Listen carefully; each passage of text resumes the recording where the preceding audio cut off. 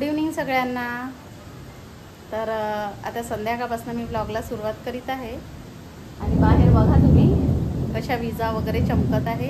खूप जोरात पाऊस सुरू आहे। एकदम अचानक पूर्ण वातावरण असं ढगाळून आलं आणि एकदम असा काळा काळा अंधार झाला सगळा आणि एकदम पाऊस सुरू झाला आहे। तसं तर 4-5 दिवस झाले रोज संध्याकाळ झाली की सारखा पाऊस सुरू आहे। तुमच्याकडेही पाऊस आहे का मला नक्की कमेंटमध्ये सांगा। तर चला आता संध्याकाळची जी आपली देवपूजा आहे, देवाजवळ दिवा वगैरे लावणं ते सगळं मी करून घेते आणि भेटते तुम्हाला थोड्या वेळाने। हे आता ऑफिसमधनं यायची वेळ झालेली आहे तर तेही येतील आता।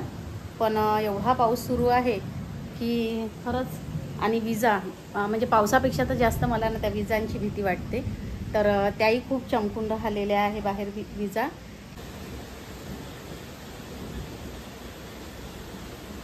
तर मग मी आतमध्ये आली तर बघितलं किचनमधलं जे दार आहे तिथनं ना पाणी आतमध्ये येत होतं, कारण भरपूर वारा होता।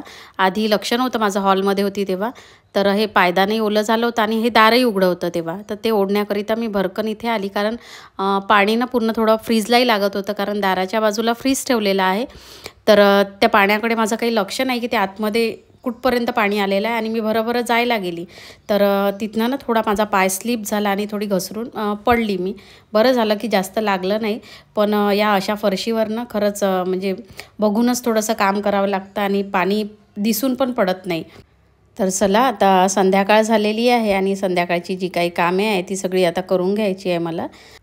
तर आधी देवाजवळ दिवा वगैरे लावून घेते मी, म्हणजे संध्याकाळ झाली आपल्या कामांना सुरुवात करण्याआधी दिवाबत्ती वगैरे देवाजवळची झाली की छान वाटतं, घरामध्येही प्रसन्न वाटतं आणि दिवा वगैरे सुरू असतो तर छान वाटतं देवाजवळ बघून। आणि 2 मिनटं सगळी कामं बाजूला ठेवून थोडं देवाजवळ बसलं की एक वेगळं मनाला समाधान वाटत असतं।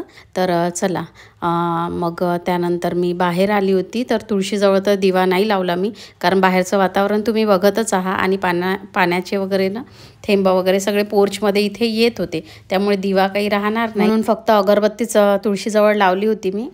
आणि त्यानंतर एक दिवा मी जिथे प्यायचं पाणी ठेवलेलं आहे ना त्याच्या बाजूला तिथे लावत असते, कारण सध्या आता पितृपक्ष सुरू आहे तर आपल्या पितरांसाठी हा दिवा लावावा असं म्हणतात। तर ओम पितृदेवय नमः असं म्हणत मी तो तिथे ठेवला आणि नमस्कार वगैरे करून घेतला। तसा तर बाहेर लावत असते मी, पण आता पाऊस सुरू होता त्यामुळे मग घरातच एकतर आपण बाहेर किंवा मग पाण्याजवळ जे पिण्याचं पाणी वगैरे असते ना तिथे आपण ठेवू शकतो। तर मात्र त्याची ज्योत जी आहे ती दक्षिण दिशेलाच असायला हवी। तर तो दिवा वगैरे लावून घेतला मी आणि आपले पित्र जिथेही असेल तर त्यांना कुठल्याही प्रकारचा त्रास होऊ नये यासाठी वगैरे प्रार्थना केली जात असते। तर ते सगळं करून घेतलं आणि त्यानंतर खूप मोठा प्रश्न जो पडत असतो आपल्याला तो म्हणजे आहे स्वयंपाक काय करायचा। सकाळ झाली की तोच आणि संध्याकाळ झाली की तोच। तर चला आता मीही थोडा वेळ विचार केला आणि फ्रीजमध्ये बघितलं तर त्यामध्ये काकडी होती ठेवलेली। तर म्हटलं चला काकडीचे आता थोडे थालीपीठच करून घेते, म्हणून सगळ्या काकड्या स्वच्छ धुवून छान किसून वगैरे घेतल्या। त्यानंतर त्यामध्ये गव्हाचं पीठ टाकलं, मग आपल्या आवश्यकतेनुसार आपण जसं तिखट वगैरे खातो त्यानुसार तिखट मीठ हळद, तर तिखटाऐवजी तुम्ही मिरचीची पेस्ट इथे म्हणजे वापरू शकता। नंतर तीळ, थोडी ओवा घेतला, त्यानंतर थोडी कस्तुरी मेथी हाताने छान कुस्करून मी त्यामध्ये टाकली। कस्तुरी मेथीने छान फ्लेवर येत असतो थालीपीठला, तर ती थोडी छान टाकून घेतली। त्यानंतर काही कढीपत्ता छान असा बारीक चिरून घेतला मी आणि तो टाकला त्याच्यामध्ये आणि मग सगळं व्यवस्थित मिक्स करून घेतलं। तर संध्याकाळी सकाळी तर आपण एखादं भाजीचं वगैरे करतो, पण संध्याकाळचं माझ्याकडे भाजी म्हटलं की सहसा खूप क्वचित भाज्या बनत असतात। एकतर फोडणीचं वरण, डाळ भाजी, टमाटरची चटणी, खिचडी, मसाले भात असाच काहीतरी माझा स्वयंपाक असतो संध्याकाळचा।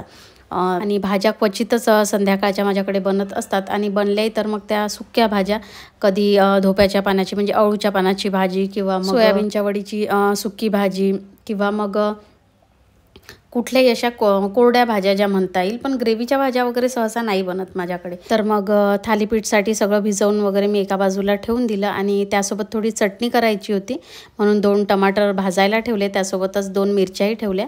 तर त्या मिरच्या फुटायला नको म्हणून थोडं त्याला कट देऊन असंच चाकूनी ते ठेवलं होतं मी भाजायला।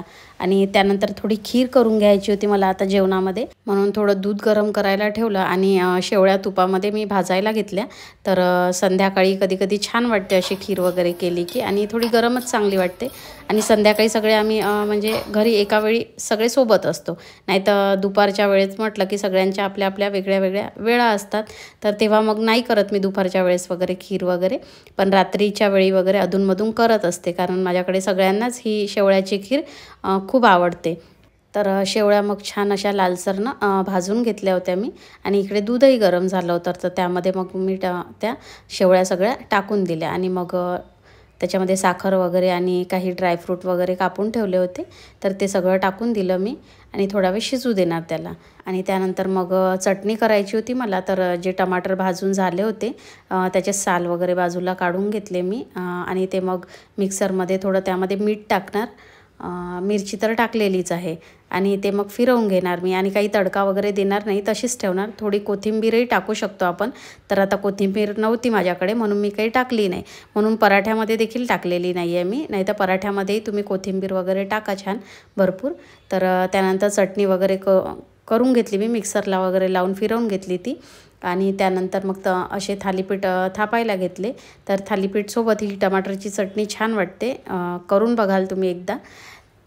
आणि रोज रोज तेच वरण भात भाजी पोळीपेक्षा कधीकधी असंही जेवण छान वाटतं. नंतर पराठ्यांच्या आजूबाजूला छान तेल वगैरे सोडून थोडं झाकण ठेवून थोडा वेळ शिजू दिलं मी, आणि नंतर मग छान दोनही बाजूले त्याला खरपूस असं छान भाजून घेतलं, म्हणजे होऊ दिलं छान त्याला.